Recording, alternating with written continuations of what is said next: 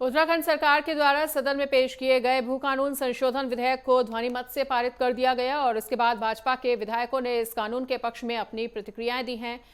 भाजपा के धर्मपुर विधायक विनोद चमोली ने इसे ऐतिहासिक बताते हुए कहा कि प्रदेशवासियों की पहाड़ों की जमीनों को खुर्द-बुर्द किए जाने की जो बड़ी चिंता थी वो अब समाप्त हो गई है। वहीं विपक्ष ने इस भू कानून को लेकर सरकार पर तीखी प्रतिक्रिया व्यक्त की।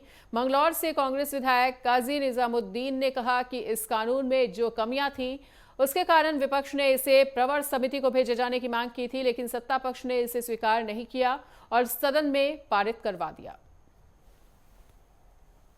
बहुत लंबे समय से प्रदेश के अंदर भू कानून की डिमांड थी और बहुप्रतीक्षित ये निर्णय था।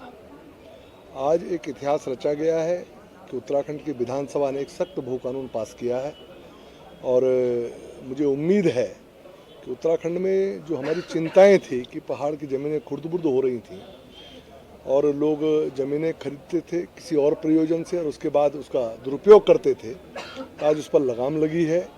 और जो इस प्रकार की भूमियां हैं जो जिस प्रयोजन से ली गई थी, अगर उस पर वो काम नहीं हुआ है तो उसकी भी एक रिपोर्ट सामने रखी गई। वो भूमियां सारी सरकार में निहित होने वाली हैं। तो मैं समझता हूँ इसका बहुत बड़ा दिन है। पूरे उत्तराखंड वासियों को मैं बधाई देना चाहूँगा और आभार व्यक्त करना चाहूँगा माननीय मुख्यमंत्री जी का और सरकार का। उत्तर प्रदेश जमींदारा विनाश एवं भूमि व्यवस्था अधिनियम 1950 विधेयक 2025 में संक्षिप्त नाम, विस्तार और प्रारंभ, इसमें 1 नंबर का 2 पार्ट 2 इसमें लिखा है कि नगर निगम, नगर पंचायत,